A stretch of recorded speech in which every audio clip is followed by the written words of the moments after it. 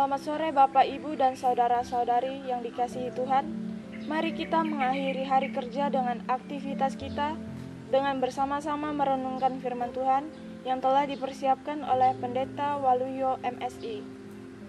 Bahan bacaan, Ratapan pasal 3 ayat 22-23. Tak berkesudahan kasih setia Tuhan, tak habis-habisnya rahmat-Nya, selalu baru tiap pagi, besar kesetiaan-Mu.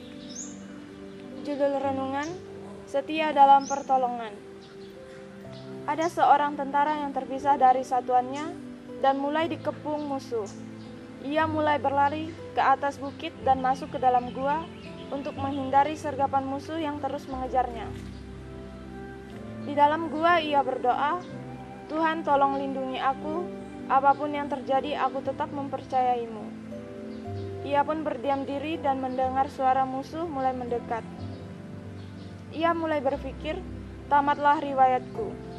Sesudah itu ia melihat seekor laba-laba mulai membentangkan jaring di pintu gua. Di luar suara kaki dan teriakan musuh semakin mendekat.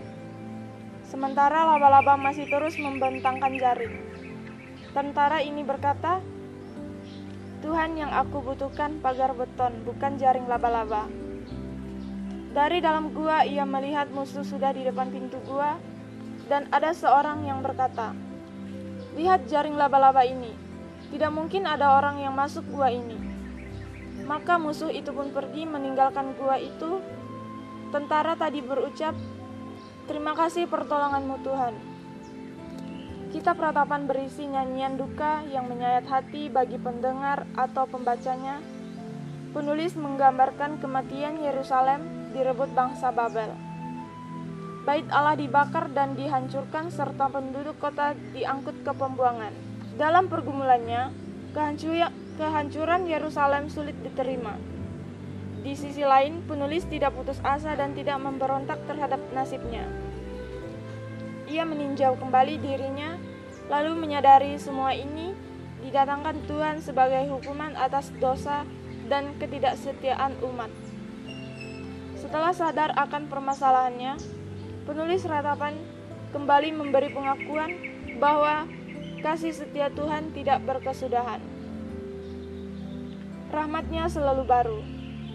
Penulis mempercayai di balik peristiwa itu masih terbuka pintu keselamatan. Di dalam situasi krisis, kasih setia Tuhan menjadi titik pijak untuk masa depan. Krisis selalu membuat orang tidak lagi berpikir jernih. Saat menghadapi situasi krisis, jarang sekali dapat melihat sisi lain, bahwa di dalam krisis itu selalu ada peluang. Tidak perlu meributkan persoalan yang terjadi, karena keributan hanya menambah persoalan. Yang terbaik adalah merenungi dan meyakini masih ada harapan hari esok.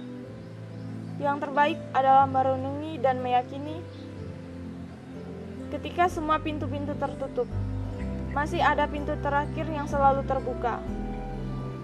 Tuhan memberi peluang baru bagi kita ketika menghadapi situasi krisis. Tidak berkesudahan kasih setianya kepada kita. Optimis bahwa ada hari esok dan masa depan yang penuh rahmat bagi kita.